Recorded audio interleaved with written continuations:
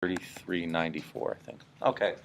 Um, so what we're going to do now is move into kind of more, I hate to say generic 60s history, but we're going to talk about kind of political dissent and then the other major movement at the time, along with civil rights, the anti-war movement.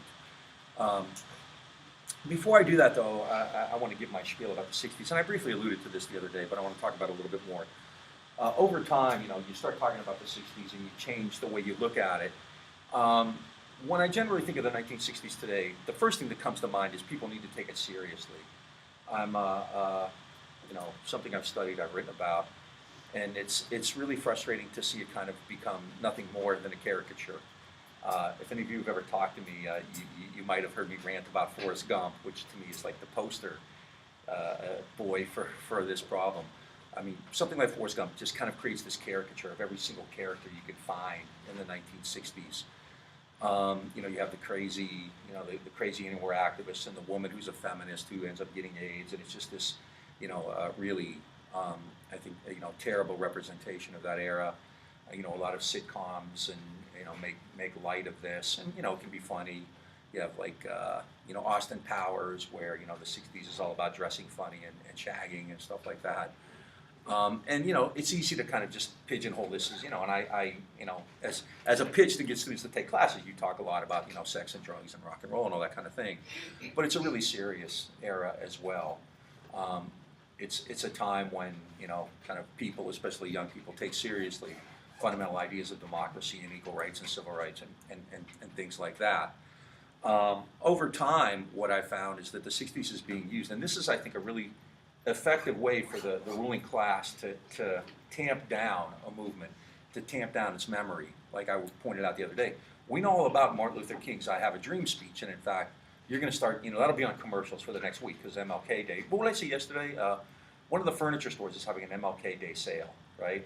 And Martin Luther King, walked in the streets and gave his life in order for, Star Furniture to give you cheap sofas, right? The 60s is very much the same. So, I talked about, and here I say, the commodification of dissent.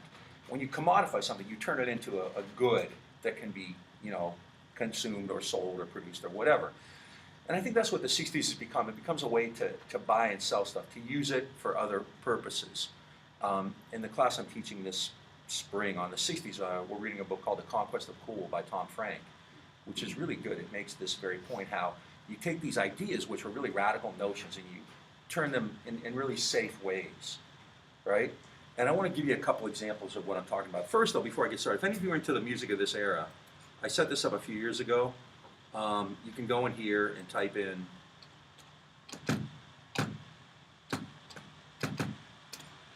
and then there's a bunch of songs. I need to change that background. And then there's a bunch more here. So if any of you want to just kind of have a good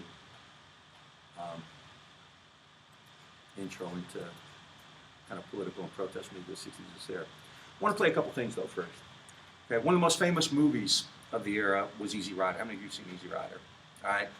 Really powerful movie about kind of what that era meant, and very alienating at the end. I want to play the final scene, which is quite famous.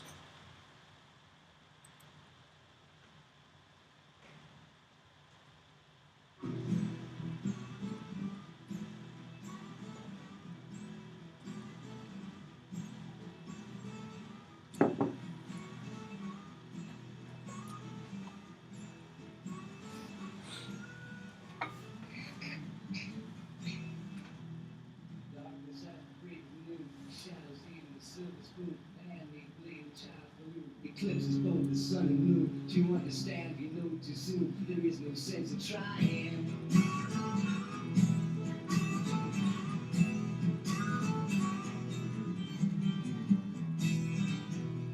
Morning dreads they bluff with scorn. Suicide remarks are torn from the fool's gold mouthpiece, a hollow horn. These wasted words and prove the wrong. But he not busy being born, he's busy dying.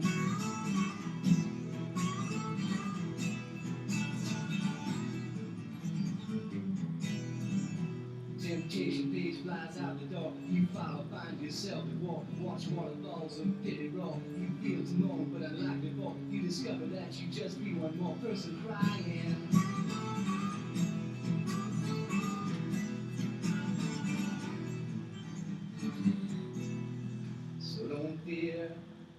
When you hear a foreign sound to your ear, it's alright, Ma.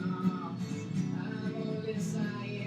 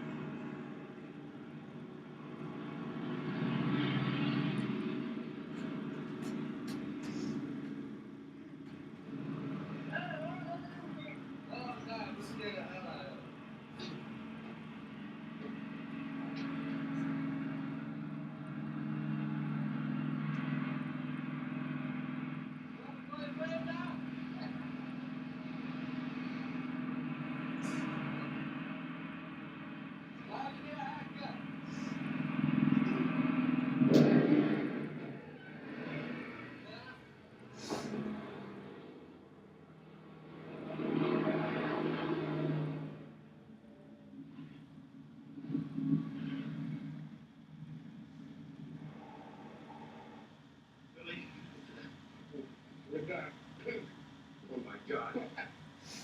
I'm going for help. I'm gonna get him. Go back.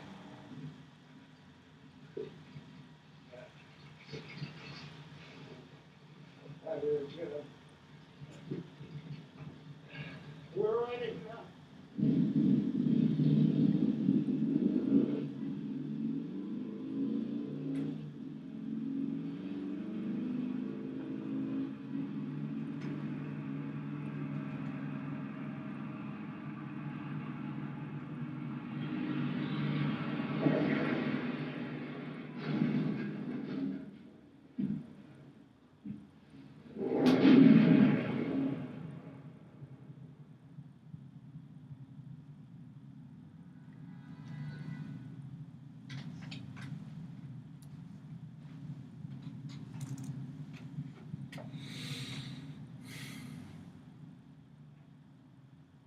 The river flows, it flows to the sea.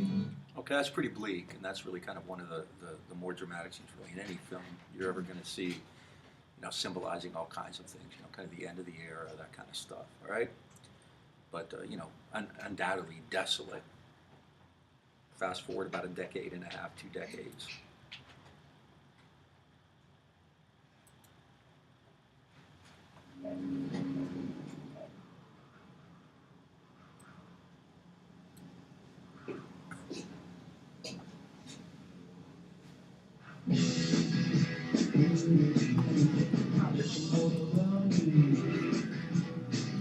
On the highway, looking for adventure, and whatever comes our way.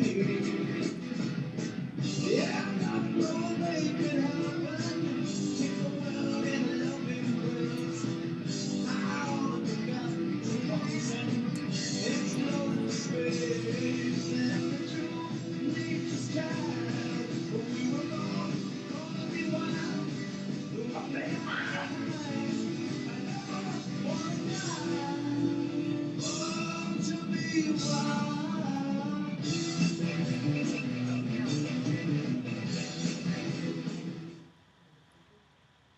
Okay, the name of that ad is Easy Driver, right? You take this incredibly powerful scene, it's really, kind of emblematic of kind of the lost hopes and faded dreams of an era, and you turn it into a mechanism to buy a car. And you know who that was in the Cougar ad, right? Dennis Hopper, right? Next to the old Dennis Hopper. The most egregious one, unfortunately I can't find the ad, so I had to find this little piece of it, but I'll just show the first few seconds of it. Wrangler Jeans decides to use it.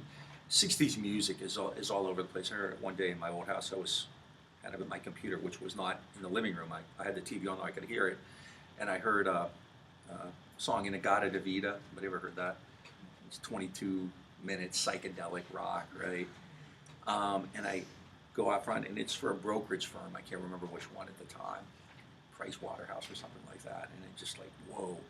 Because I suspect, I don't know what Iron Butterfly, or as Bart Simpson would say, Iron Butterfly, was thinking of when they wrote that, but I suspect they weren't thinking of their pensions, and I suspect they were under the influence of various hallucinogenics. But, you know, this ad agency assumed that, you know, you could use this music now to sell, you know, retirement funds, right? But I think this is, you know, the most egregious. Like I said, I couldn't find the ad itself, so you're going to have to just, you know, kind of get through the first part, and then you'll see what I mean.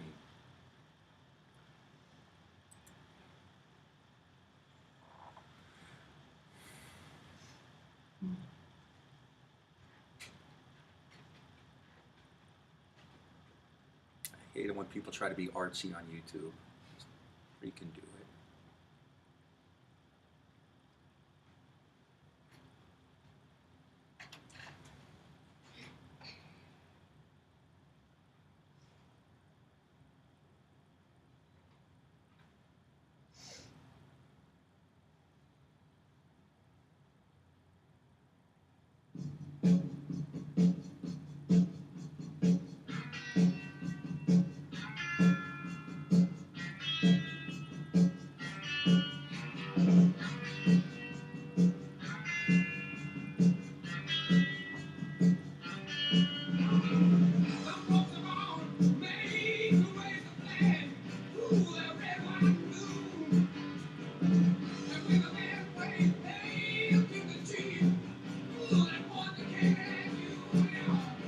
All right. The commercial is that line, you know, some folks are made the way the tiger, red, white, blue, and then that's the end of it. That's a song by Creedence Clearwater Revival called Fortunate Son, which is really one of the kind of most hardcore, harsh anti-war songs of that era. And it's all about how rich people avoid the draft, right? To use that in a Wranglers commercial is more than curious. I'm really not sure what went through their heads. But the point was, you can take, you know, perhaps the most iconic imagery and the most iconic song of that era and turn them into little more than mechanisms for selling cars or G's or whatever else. And this stuff is all over. I keep kind of a file at home, you know, and there's just tons of examples like this where, you know, you'll have a minivan, you know, which there was one, a minivan, kind of it was like a 60s hippie van and it morphs into the family minivan of the 90s, that kind of thing. So what we have as a way to kind of tamp down our memory and the political impact of that era is using the images of that era, which evoke nostalgia. I think it was Birkenstocks had an ad years and years ago, because who wears Birkenstocks? You know, but hippies did, right? So they had an ad evoking the '60s, and it was just this list of all this stuff that occurred in the '60s. You know, like, and a lot of it was silly hula hoops and, you know, fads and things like that. But two things were missing from that list of the '60s. You know, the Birkenstocks had. Take a guess. Well, civil rights and the Vietnam War weren't mentioned. So you take the two dominating themes of that entire era and you just neglect and pretend they never happened, right? And you use peace signs and tie-dyes and all that other kind of stuff.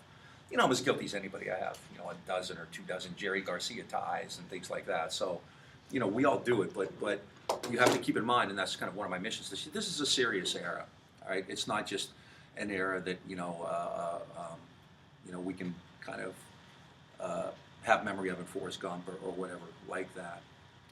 I want to start by talking about what I think is the kind of intellectual basis of the '60s, and that's the New Left. The New Left is just a general term used for mostly the student and young protesters of the day. It's called the New Left because they stand in opposition to the Old Left. The Old Left was kind of initially a communist left and then a very virulently anti-communist left. After Stalin dies and all these revelations come out, the left becomes really hardcore anti-communist. But that's really neither here nor there. What the New Left wants to do is move away from communism as the basis for American politics, this kind of anti-communism. Remember, you know, we said that after the Cold War, all you had to do with discredit somebody was call them a communist, right? The New Left wants to move away from that and focus on situations and conditions in the United States. And they get a lot of their intellectual kind of mentorship from a guy named C. Wright Mills. Anybody ever heard of Wright Mills? Everybody should read something by him. Right? C. Wright Mills was a sociologist. He was from Texas. He taught at Columbia University. He's a big guy. Rode a motorcycle all over campus. Really kind of an intellectual cowboy dressed in black, right? wrote a bunch of books, but the most notable of which I think was called The Power Elite. And there's an excerpt, there's some sections from it there which you ought to take a look at. In The Power Elite, Wright Mills talked about not necessarily class so much, but the idea that there are institutions that have power over you. And it's not just Wall Street and corporations, which obviously are the most important, but it's the educational system, even big labor. All of these groups have power elites with them. And so within that process, the average person really is subsumed. As an individual, you are kind of underneath the often crushing weight of institutions that have power, all right? And this makes a lot of sense to a lot of these students. It's not just, kind of window dressing. They're at the university, and so in universities, and so they kind of see this in their own lives, right? So a lot of them get together, a lot of the kind of more intellectual types get together, and it begins with people like professors and historians and others. And they actually start publishing a journal called New Left Notes. Not that crucial. But one thing that is important in it is they decide and attack, not that they decide, they have this analysis that says that the first problem to address is the problem of liberalism. And they call it corporate liberalism. They have this critique, right? As I said before, it's easy to kind of, people who are liberal get called radicals and so on and so forth. There's a qualitative distinction between liberalism and any kind of radicalism. And what the New Left does is essentially bring that to the fore, and they make liberals the basis of this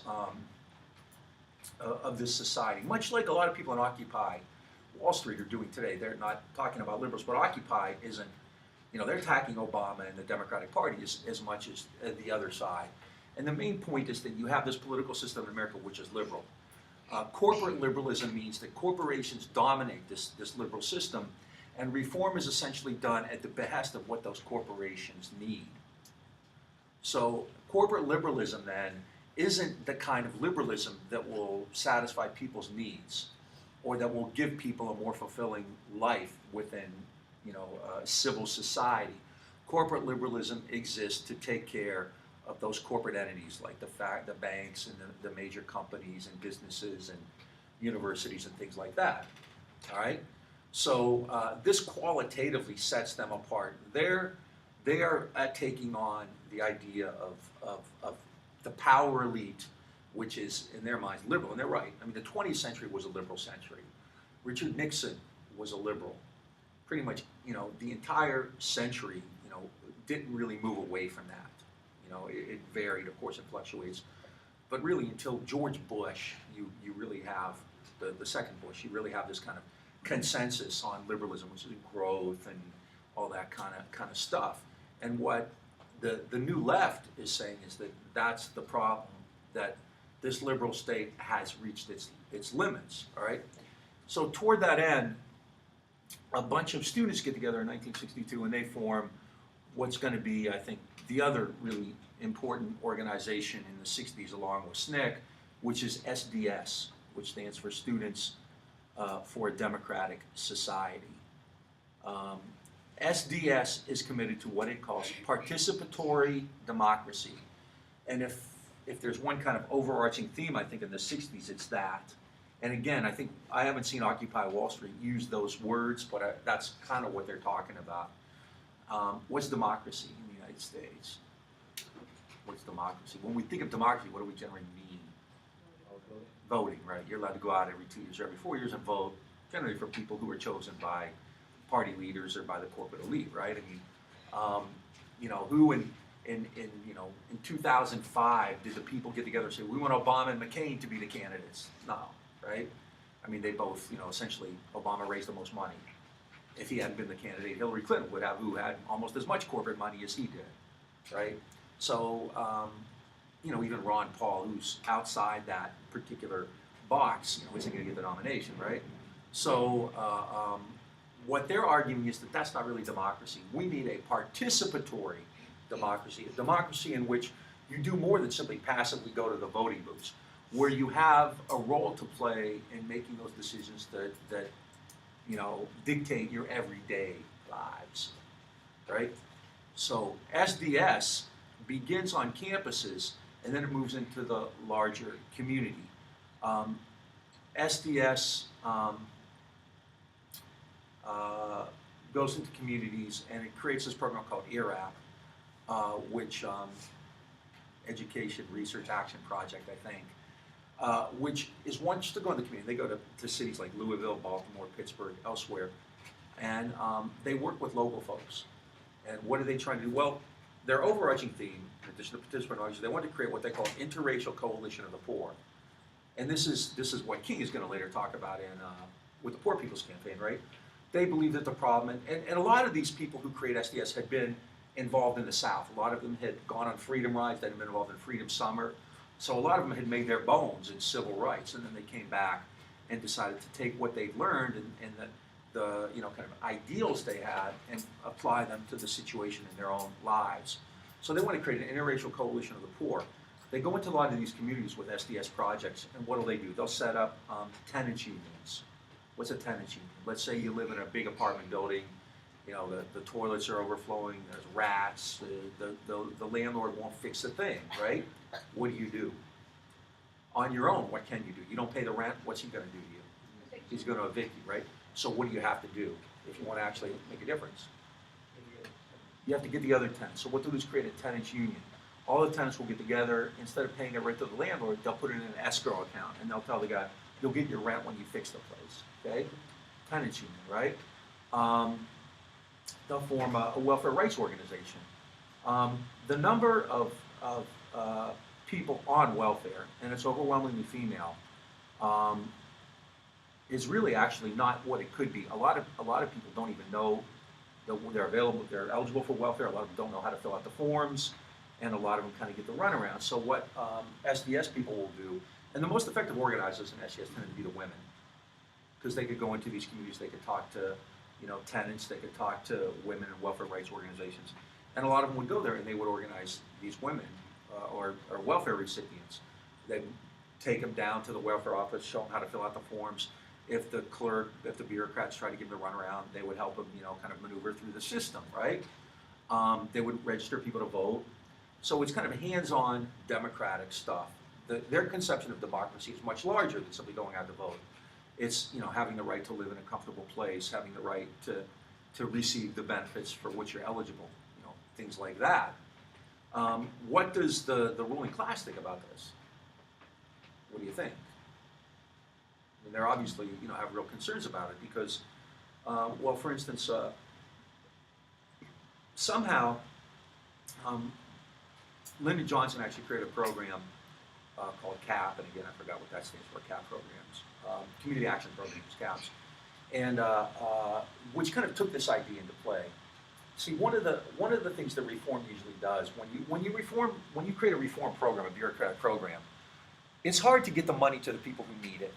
Generally, what happens is you create these institutions, these bureaucratic wings, and the money goes to them, and then a little bit trickles down, and by the time the people who need it are there, there's not much left. What CAP programs we're going to do is fund programs directly, and in the best example is St. Johnson, who would come to regret it. The best example is occurred in Chicago, where the mayor was Richard Daley. You're all familiar with Richard Daley. His son was mayor. His other son just resigned yesterday as Obama's chief of staff. Daley was an autocrat. He was a dictator. He was a czar. And watch you see a clip from him later. And Daley, this money went to a CAP program in Chicago, which was then going to be used to create a tenants union. Well, the landlord, the slumlord they were protesting was one of Daley's political allies, and he was an alderman, like a councilman in Chicago. So using government money, these young people and these activists in Chicago began to protest this guy who was Daley's buddy and an alderman in his own right? That day, Daley gets on the phone to Lyndon Johnson and cusses him out, and the next day that funding was cut off, all right? That's participatory democracy, right? The problem there is that the ruling class doesn't want that, and that's the bigger issue. Yeah. CAPS, community action programs. In Vietnam, the Marines had CAPS, civil action programs, and I always get them, civil action platoons, and I always get them confused. They're not the same. So these combined action programs, but the point here is that the ruling class, if you're a landlord, do you want these kids coming in and organizing your tenants? If you work at the welfare office, do you want these college students coming in and telling your clients that no, they're giving you the runaround? No, you don't want it. Do you want people coming in to vote if you're part of a political machine? Do you want these people coming in and registering new voters who might vote you out of office? No. So despite the rhetoric of democracy and freedom and liberty, the people in charge don't want that kind of participatory democracy, right? They don't believe you should take action in your own right. You should write letters to your congressman complaining about a situation. And if you don't like it, vote him out the next time. You know, and that of course ignores all the structural issues involved in, you know, kind of elections and electoral politics to begin with. So the New Left isn't really even concerned with electoral politics. They believe in politics kind of at a grassroots level. Participatory democracy, which will involve all poor people, not just poor blacks, not just poor whites, but an interracial coalition of the poor. SDS was started in 1962 in Port Huron, Michigan, and the Port Huron Statement still stands out as one of the most important documents of that era. And the first line, I think, is really kind of crucial, and you should read the whole thing. But the first line is really crucial. We're people of this generation, bred in at least modern comfort, housed now in universities, looking uncomfortably to the world we inherit. All right? These were the kids who had emerged out of the World War II generation. They were the first wave of baby boom kids. In order to go to universities, it meant that they were probably fairly well off. Their families had to be fairly well off, bred in at least modest comfort, but looking uncomfortably at the world they're about to inherit. What would make them uncomfortable?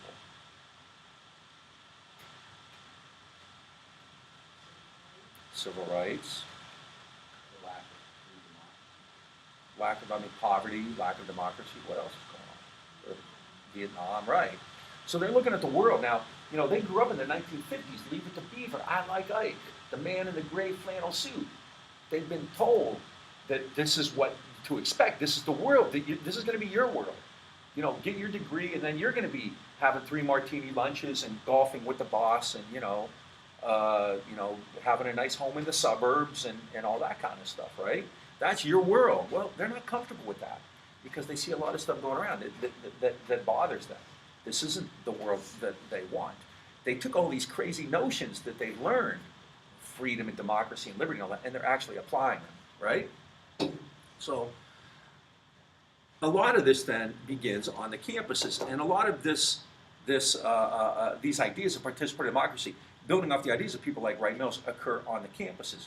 In many cases, the first actions that students took involved campus rules, often called parietals. Anybody ever heard of parietals? Anybody ever gone to a private school? Know what parietals are? Parietals, P-A-R-I-E-T-A-L-S. A lot of, like Brigham Young, Notre Dame, they still have parietals. Those are the rules governing campus life. And what time, who can be in the dorms, what time the dorms close, and so forth. Well, the parietals irked people for 2 reasons. One, people figured, I'm 18, I'm away at college, I'm an adult now. Secondly, the parietals were not, what's the word I'm looking for, put together equally between men and women. If, for instance, there were dorm rules, you could only visit dorms until like 9 or 10 at night, the penalty for men would not be as severe as the penalty for women. Anybody ever seen Animal House in here? You know the scene where they go to the girls' college and they have to walk in and they go to the front desk and they ask for Fawn Leibowitz, who's dead. Well, that's exactly what you would have to do. You would have to go to the front desk. The dorms would be segregated. You have girls' dorms and boys' dorms, men's and women's dorms. You would have an escort like they did there. There would be curfews. And there was hell to pay if you missed the curfew. At the University of Michigan, where Tom Hayden, who's one of the founders of SDS, he'd later be married to Jane Fonda. Tom Hayden went. There was a dean of women. Universities always had a dean of women. Bob Dylan has a great line. What is it? Bob Dylan's 115th dream. I fell down, my head was swimming. I woke up with the dean of women, which is funny in a lot of ways because the dean of women always, not always, but often had reputations as being kind of lesbians and things like that too. And at the University of Michigan, the dean of women was particularly kind of nasty, and she would like go around like peeking into rooms, and if she found a woman in a room with a boyfriend, she would like write letters to this young woman's family, essentially saying your daughter's a slut, that kind of stuff. And Hayden and others finally exposed her in the University of Michigan newspaper. I think she was released or something like that. I don't remember the full details of the story. But this is the kind of stuff that's going on college campuses. So a lot of times the first actions occur, well, people like you. I mean, this is you. This is like people exactly your age, exactly your situation. So we're not going to take this anymore. So they start by protesting against parietals, things like that. The movement gets its political start, kind of its national political start at Berkeley. University of California at Berkeley had out in the front, it would be kind of, there's not really a lot of political stuff going on here, but you know how sometimes in front of the library at PGH there's stuff. The University of California, the main administration building was Spruill Hall, S-P-R-U-L. And in fact, there's stuff been going on with Occupy at UC Berkeley at Spruill Hall. And Spruill Hall always had all these tables, like every political group imaginable was there, from like not the KKK to the communists, but pretty much except for them, everybody in between. And the administration finally decided to shut it down, right? And they weren't going to allow this free speech area any longer. And that whole idea is always, it's wild. Like if you want to have a protest at UH, you have to apply for a permit, and then they give you their special areas, free speech areas, right? Isn't that incredible? Free speech area. So I'm allowed to say something here, but I'm not allowed to say it here. I'm quite proud that in some file cabinet in my office, I actually have a letter of reprimand, because on the day the war began in 2003, a bunch of us just went to the library with a megaphone, and we ended up having like 300 or 400 people there talking about the war. And I got reprimanded because it was not a permitted protest in an acknowledged free speech area. And I tried to point out to them, but we said everything we wanted. It was free speech to us, but that didn't go very well. But at Spruill Hall, they shut it down. Well, the students weren't real happy about that. And this isn't just the lefty students, it's all of them, right? And so the police come in one day to kind of disperse the students, and the kids surround the police car, and they do this non-violently, and they decide to take the police megaphone and get on top of the car. They all take their shoes off first because they're polite young college kids, and they stand up and they make speeches. What emerges from this is one of the most important and powerful events of that era. A young graduate student, an Italian kid, working class Italian kid from Pittsburgh, who was a math PhD, grabs the microphone, Mario Savio. And Mario Savio speaks eloquently about the sense of alienation that young people feel in this university. Because Wright and Mills had talked about the university too. They're part of the power elite, the people who run universities. Students at length were complaining about the role of the Pentagon in university programs. Science programs were getting incredible levels of Pentagon funding. Even today, you go to any university, and the sciences will get a lot of government funding, right? Alas, in history, I don't have the National Security Agency or the CIA giving me any funds to do my work. So, Mario Savio, there's the sense of alienation at the university, and he stands up and he very eloquently and powerfully talks about this.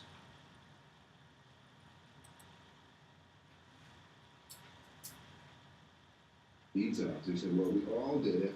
You have to treat us all the same. So we were out in the halls, and nobody would go into the office. And at about 8 or 9 o'clock at night, they announced that those 5 people plus 3 of the demonstration leaders were suspended.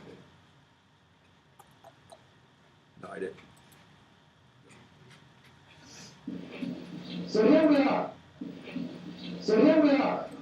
4 students are getting the axe. 6 organizations are getting the axe for standing up this semester and for fighting for these things. They're getting the axe not for what they did, but for what we have done. They spoke for us, they were part of us, they have been singled out, and they're going to be chopped off. We were told the following: if President Kerr actually tried to get something more liberal out of the regions in his telephone conversations, why didn't he make some public statement to that effect? And the answer we received from a well-meaning liberal was the following. He said, would you ever imagine the manager of a firm making a statement publicly in opposition to his board of directors? That's the answer. Well, I ask you to consider, if this is a firm, and if the Board of Regents are the Board of Directors, and if President Kerr, in fact, is the manager, and I tell you something, the faculty are a bunch of employees, and we're the raw material. But we're a bunch of raw materials that don't need to have any process upon us, don't need to be made into any product, don't mean to end up being bought by some clients of the university, be they the government, be they industry, be they organized labor, be they anyone. We're human beings. and the operation of the machine becomes so odious, makes you so sick at heart that you can't take part. You can't even passively take part. And you've got to put your bodies upon the gears and upon the wheels, upon the levers, upon all the apparatus, and you've got to make it stop. And you've got to indicate to the people who run it, to the people who own it, that unless you're free, the machine will be prevented from working at all.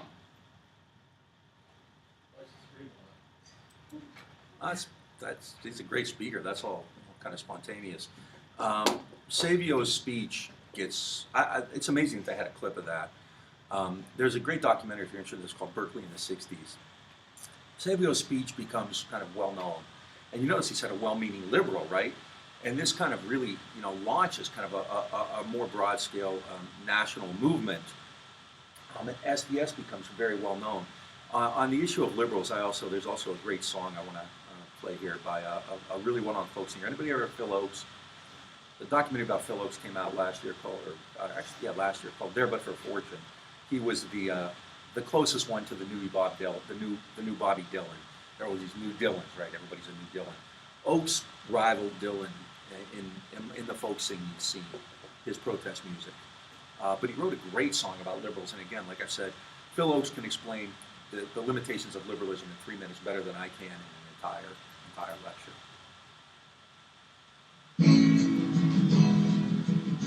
I cried when they shot Medgar Evers. Tears ran down my spine. And I cried when they shot Mr. Kennedy, as though I'd lost a father of mine. But Malcolm X got what was coming. He got what he asked for this time. So love me, love me, love me, I'm a liberal. Get it?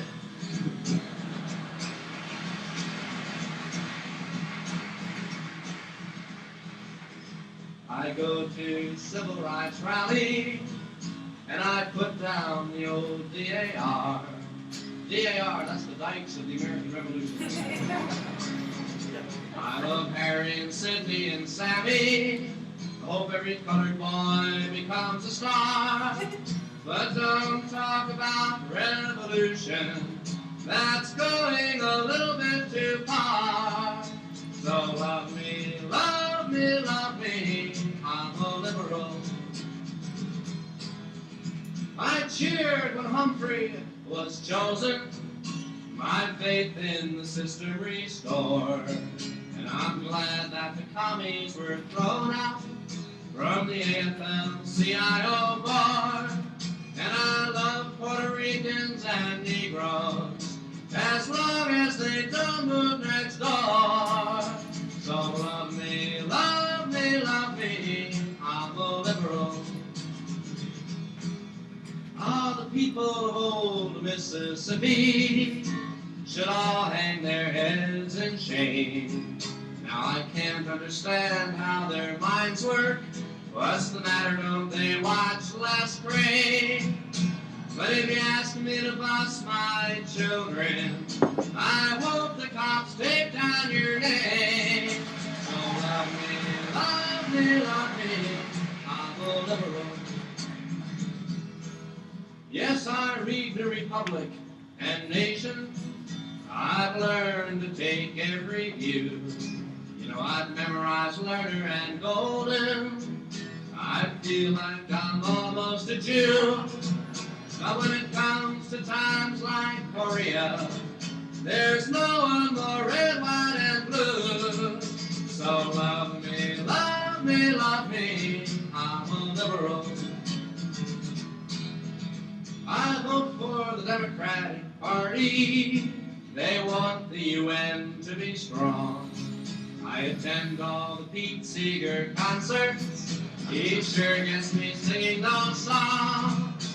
And I'll send all the money you ask for, but don't ask me to come on along. So love me, love me, love me, I'm a liberal. Sure, once I was young and impulsive, I wore every conceivable pin. Even even went to socialist meetings, learned all the old union hymns. Ah, but I've grown older and wiser, and that's why I'm turning you in. So love me, love me, love me, I'm a liberal.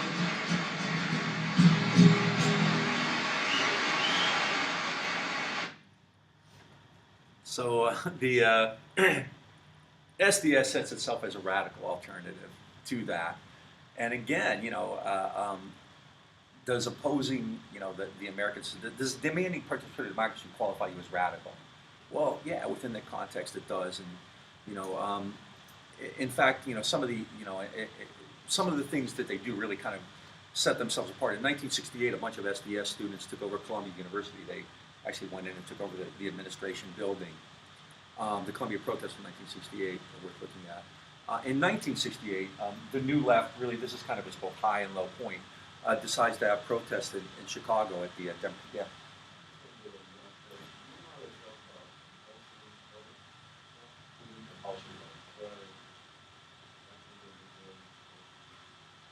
mean, that was never simply being allowed to vote at all. I mean, that's that political system in the U.S. is a lot of people who believe, and I would agree that the point of the U.S. isn't voter suppression. Most people don't want people to vote, right? I mean, and I think this has across both parties. The Democrats have a greater interest in having more people vote, but at the same time, there's always been a concern about having the wrong types vote, like having electoral college and things like that, right? No. In 1968, there were these big demonstrations at the Democratic Convention, and I would be surprised this year at the conventions if you see the Occupy people show up in fairly large numbers there. The conventions in Chicago turn ugly. The police kind of provoke actions, and it gets really ugly. This is and this is tied into the anti-war movement too, which we'll talk about. Inside the convention, have any of you watched any of the political conventions? You ever seen them? Right, they're missable, but except when you get to see Lee Greenwood sing "God Bless the USA" or whatever that song is, right? Is that the name of it? My favorite is when all these Hollywood people always show up at the conventions anyway. But one of the most powerful scenes occurs because there are all these demonstrations going on in the streets with the young people, Abby Hoffman, the Yippies. I wish I could spend more time talking about Abby Hoffman, who's one of my kind of favorite people to talk about. There's actually a fairly good movie about him with Vincent D'Onofrio and Janine Garofalo called Steal This Movie. Abby Hoffman was the head of this group called the Yippies, which was really great because it combined this radical political critique with theater, with street theater. So the Yippies had fun. I mean, it's one thing the leftovers be like dour and they're no fun and all that kind of stuff. The Yippies dressed funny. One day, Abby Hoffman went into the New York Stock Exchange and he threw a big stash of dollar bills down on the floor. And all these traders who were trading millions of dollars are beating each other up to get to the dollar bills. He was asked to testify before Congress. He went dressed as George Washington, with the powdered wig and the whole get-up and all that kind of stuff. My favorite Yippie story in 1968, they were having trouble getting people to come out and listen and talk about the war. Everybody knew they were against the war. So that they put out a press release saying that they were going to kill a puppy. And like 100 reporters show up at this press conference, and of course they weren't going to kill a puppy. They said, you're more concerned about the puppy than about all these people dying in Vietnam. In 1968, they actually nominated a pig that they called Pegasus for president, and their platform included putting acid in the water supply, free love in the streets, which they were a little more graphic about. And they said after the election was over, they were going to roast the pig and eat it. So this is the Yippies, and there's some stuff we're seeing there. But inside the hall, Abraham Ribicoff, who was a liberal senator from Connecticut, was nominating George McGovern for president. And he and Daley have a kind of a confrontation in the hall. But try to check out, if you can read lips, what Daley is saying to Ribicoff.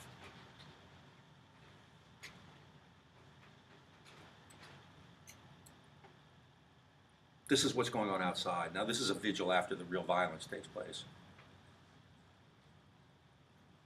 I think the sound will kick on. So look at the confusion in this hall and watch on television the turmoil and violence that is competing with this great convention for the attention of the American people. There is something else in my heart tonight, and not the speech that I'm prepared to give. And with George McGovern as President of the United States, we wouldn't have to have Gestapo tactics in the streets of Chicago. That's Daley. With George McGovern, we wouldn't have a National Guard.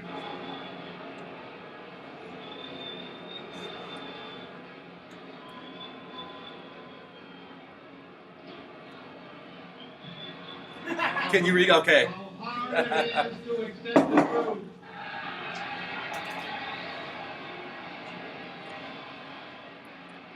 Daley claimed he was saying faker, just like Santorum was saying blah people. Right.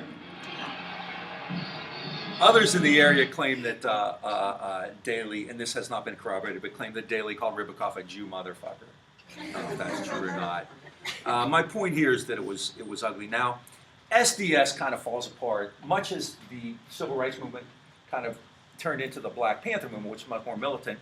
SDS becomes a more militant group. A lot of SDS people join more something called the Weather Underground, or the Weathermen, right? The Weathermen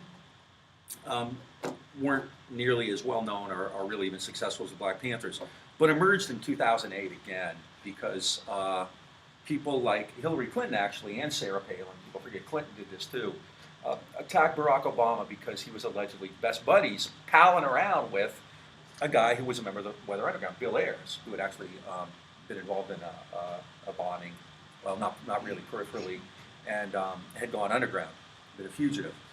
And they claimed that this was evidence that, and this is how vital the 60s were. Remember in 2004, John Kerry, when he ran for president, the SWIFOs came out against him. So the 60s in Vietnam is still crucial, 40 years later. 2008, there's a presidential campaign, right? And Bill Ayers was drawn into this. He and Obama knew each other, but not terribly well. I kind of want to get through this, but I think this is worth watching because it tells you a lot about that era and the way it's remembered, right?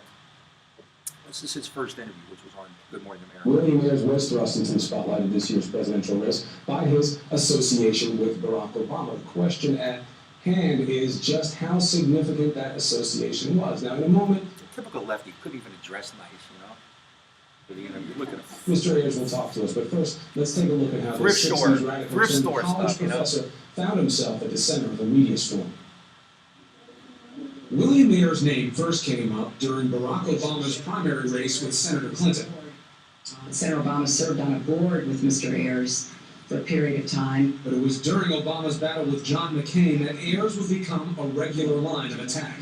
His relationship with Mr. Ayers is open to question. Our opponent is someone who sees America as imperfect enough to pal around with terrorists. Ayers would become a target because of his radical past. A son of privilege, he rebelled by joining the Weather Underground, an anti-war group that bombed the Capitol, the Pentagon, and police headquarters during the 1970s.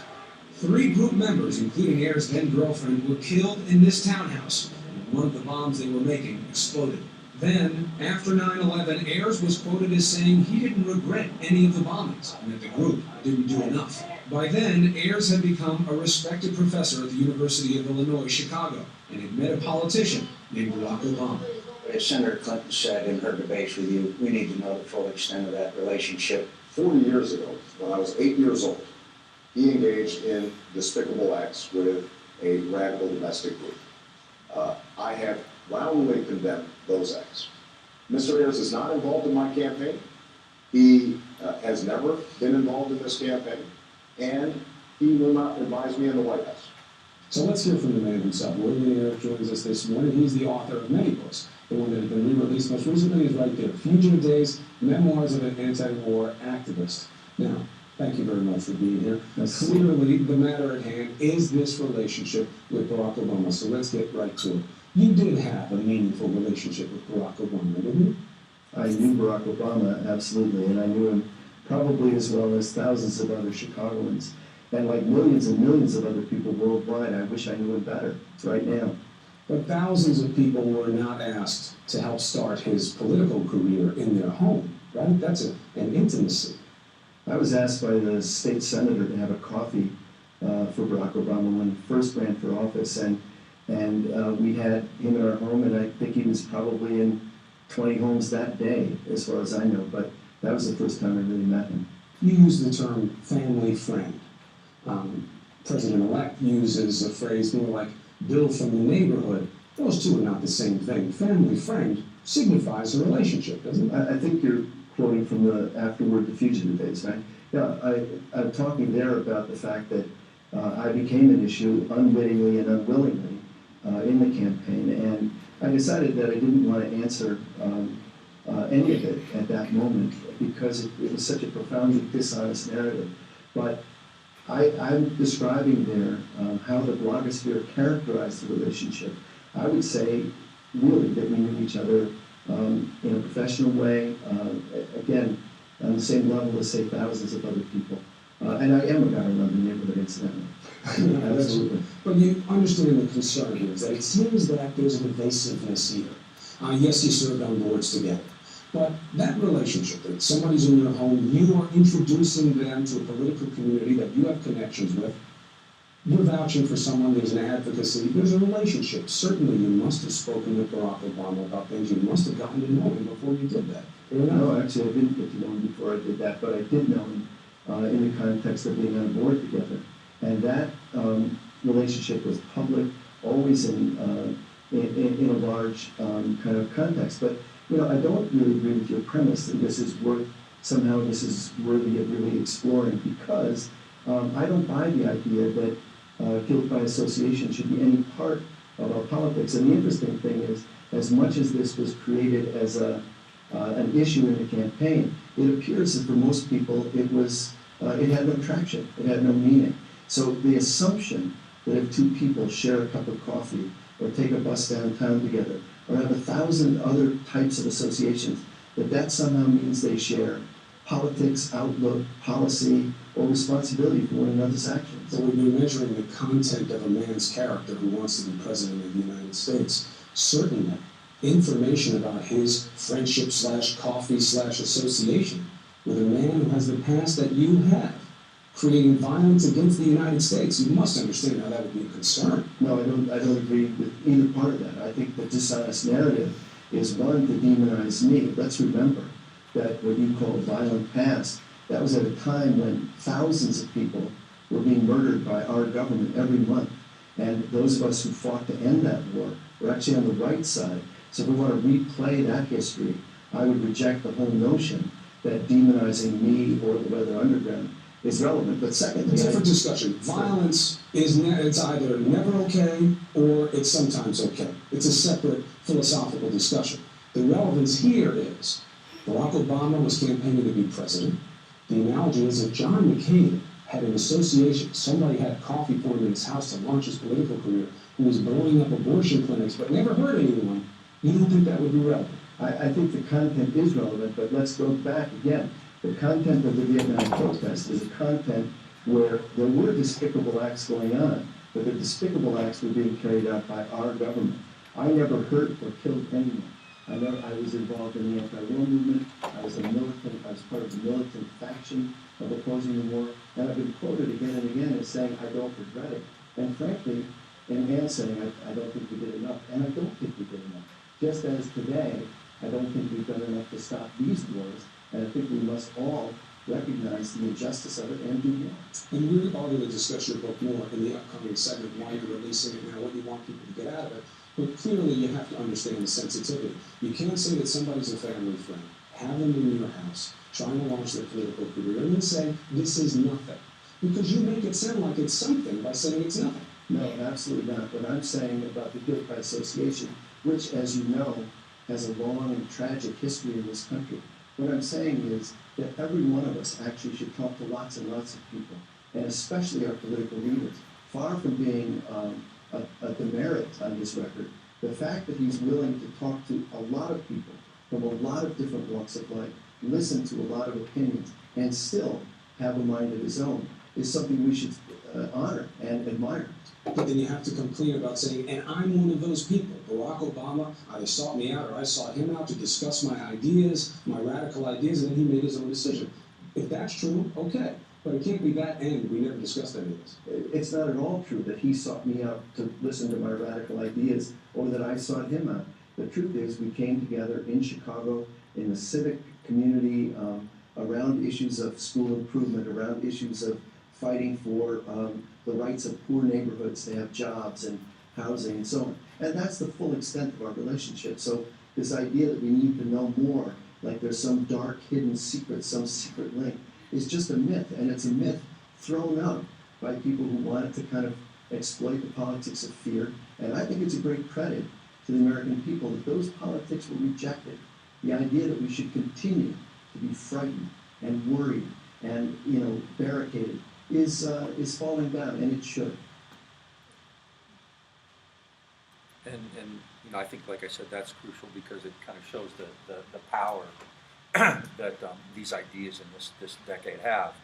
Now, SDS and Weather Underground, SDS becomes Weather Underground in this kind of caught in this trap where it's does this kind of domestic bombings and things like that and gets discredited. But even before that, SDS's downfall, and this is going to occur with a lot of the movements of that era, is tied to the Vietnam War. As the war escalates, it becomes more and more a national concern. And then after around 1965, it becomes the dominant national issue. Now, a lot of people will argue that that's why civil rights kind of subsumed that.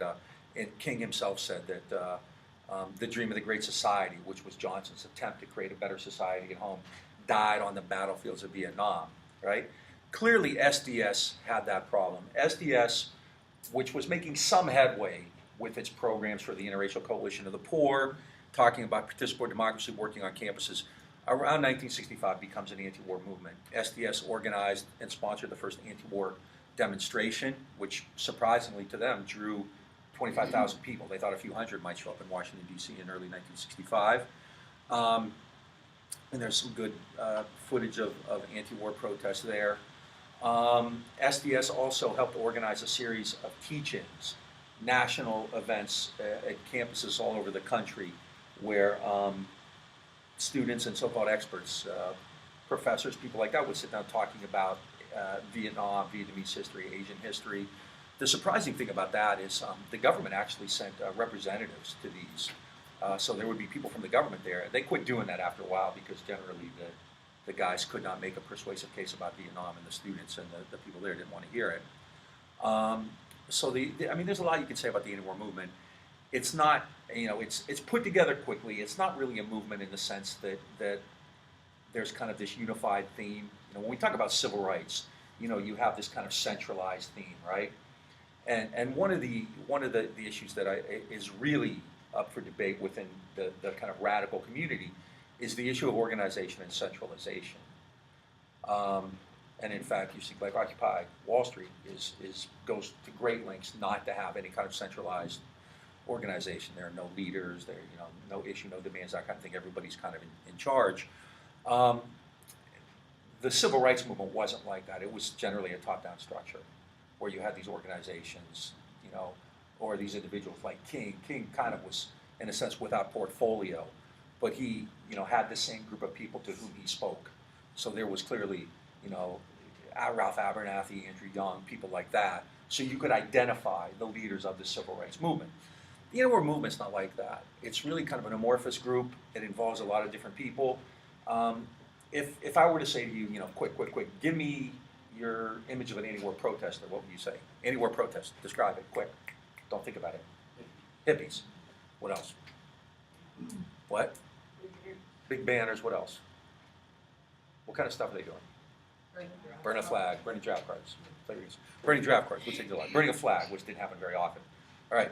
Now, if you were to watch the nightly news, anti-war rallies, more generally than not, people would be dressed like Bill Ayers or like me at these things, A lot of them would be like me, kind of middle-aged professors, people like that, college students like you, right? If there were 25,000 people there, the nightly news was likely to show who? Were they likely to show boring people like you? No, they were going to show somebody burning a flag, or somebody wearing a tie-dye shirt, or somebody flipping off, or whatever, that kind of thing, right? And so the typical but in fact the movement was much bigger than that.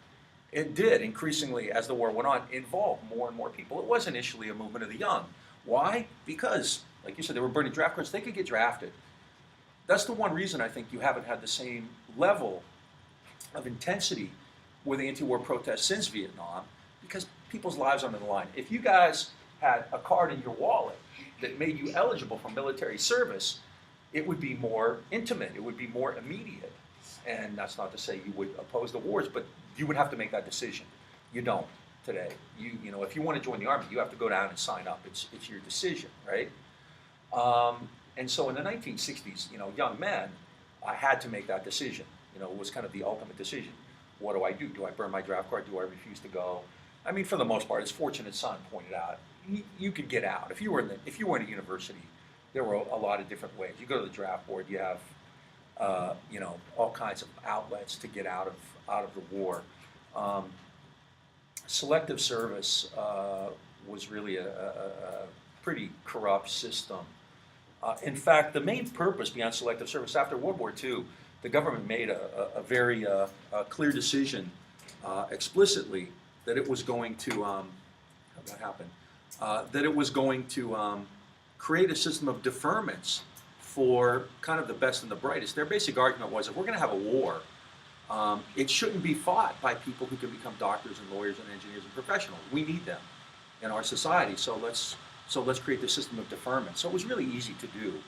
And in certain draft boards in the South, like Louisiana, Texas, I mean, even though blacks were a minority, the vast majority of draftees were black or really poor kids. A friend of mine was telling me his father was called before the draft board in Texas, and they explicitly told him, he went there and they explicitly said, don't worry, we're not going to send you to Vietnam. We have plenty of niggers here we can send to fight. And that was commonplace. So it was really easy to get out of the war, but at the same time, young men had to make that decision as to how they were going to do it. Were they going to simply use connections and get out of it altogether? Were they going to burn their draft card? Were they going to make a principled stand and refuse to go? Were they going to go to Canada? So it was an immediate concern, right? And so the anti-war movement, you know, was kind of an amorphous group. The initial actions tended to be more oriented toward young people, toward more kind of radical or activist people. The 1964 March on the Pentagon, for instance. And this is when the Yippies and others get involved too.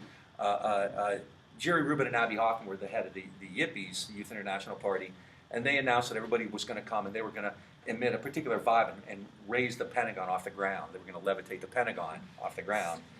And I know people who were there that day who claimed that they saw it leave the ground.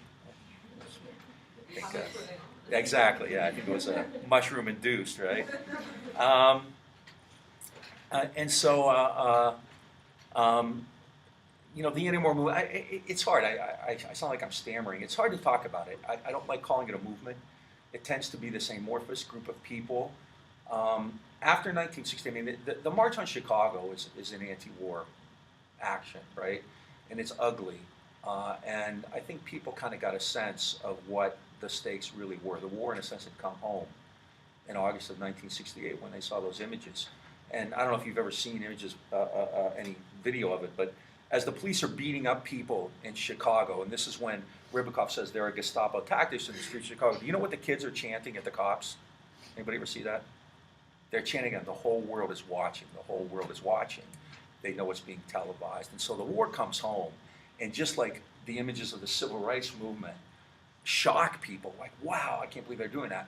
This shocks people when they see, you know, like essentially kids like you, your kids, are out there getting beaten up by the cops in Chicago. And the movement grows after that. Actually, the irony is that even though Nixon kind of very cleverly co-opts the anti-war movement by removing troops from Vietnam, as soon as troops come out of Vietnam, the immediate fear of getting drafted and sent there is gone, and the war is kind of toned down, even though the murder continues, everything continues. But the biggest protests actually occur when Nixon's president, the moratorium and the mobilization in late 1969, which draw over 1 million people all over the country. Who are they? This is when you start to see so-called middle America show up. Basic people considered housewives, doctors, businessmen, people like that. The war has just become kind of too divisive, too difficult, right? for everybody. Oh, I mentioned avoiding the draft, kind of lighten things up here a little bit. Another Phil Oakes song.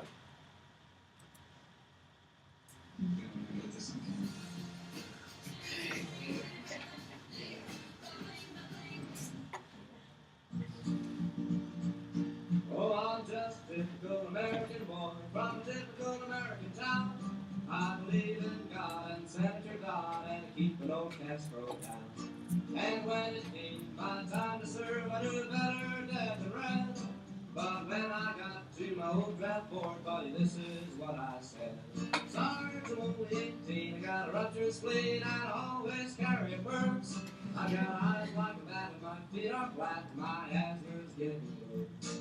Yes, think of my career, my sweetheart dear, my poor old invalid aunt. Besides, I ain't no fool, I'm going to school and I'm working in a defense plant. I got a dislocated disc and a racked up back, I'm allergic to flowers and bugs. And when the bombshell hits, I get epileptic fits and I'm addicted to 1,000 drugs. I got the weakness woes, I can't touch my toes, I can hardly reach my knees. And if the enemy came close to me, oh, I'd probably start to sneeze. I'm only 18, got a ruptured spleen, and I always carry a burns. I've got eyes like a bat, my feet are flat, my asthma's getting worse. Yes, think of my career, my sweetheart dear, my poor old invalid aunt. Besides, I ain't no fool, I'm going to school, and I'm working in a defense plant. Ooh, I hate showing lies, I hope he dies. One thing you gotta see, that someone's gotta go over there, and that someone isn't me. So I wish you well, Sarge, give him hell. Kill me 1,000 or so, and if you ever get a war without blood and gore, I'll be the first to go. Yes, I'm only 18, I got a ruptured spleen, and I always carry a purse. I've got eyes like a bat, my feet are flat, my asthma's getting worse. Yes, think of my career, my sweetheart dear, my poor old invalid aunt. Besides, ain't no fool, I'm going to school and I'm working in a defense plant.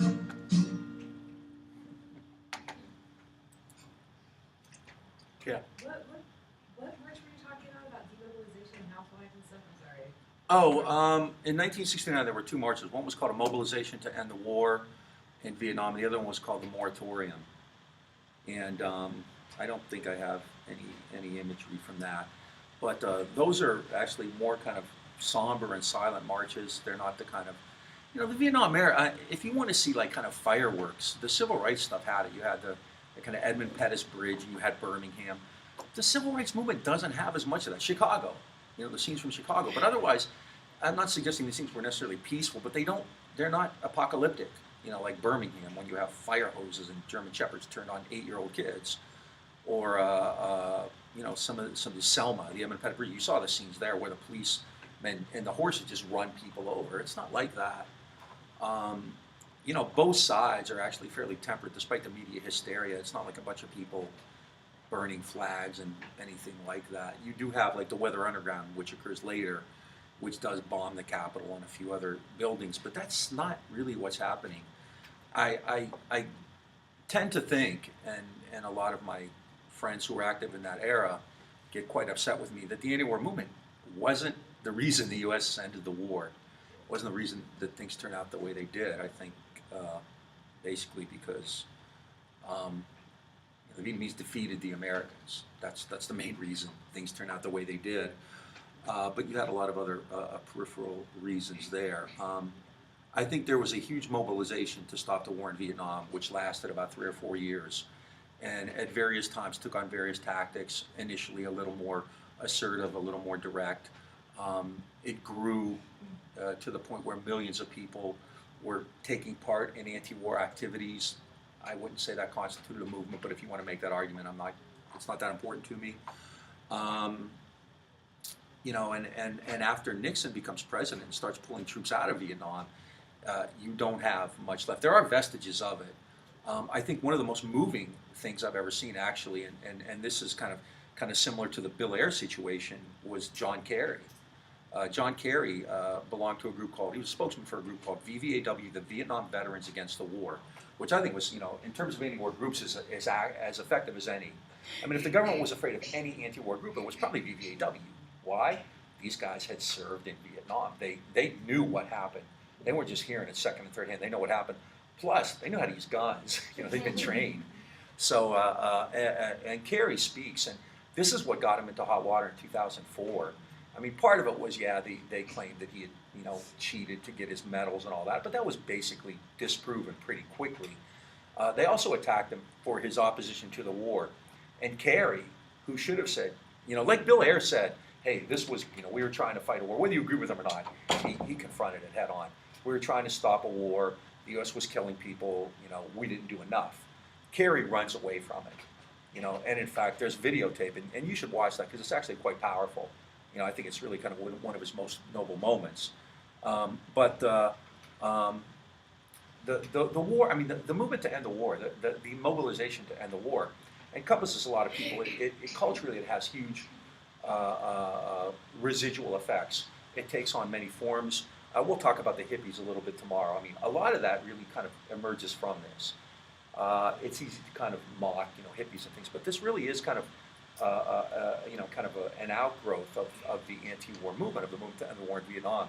I have one of the most famous songs. If there was an anthem for the movement, we'll go out on that. It was Country Joe, I Feel Like I'm Fixing to Die, which you probably heard. He sings out of Woodstock, right? Now, again, quick, without thinking about it. Woodstock, describe Woodstock. Hippies, what else? Drugs, hippies, what else? Orgies. What's that? You want to go? Mud. All right. What was the purpose of Woodstock? It was an anti-war concert. It was a big anti-war concert, right?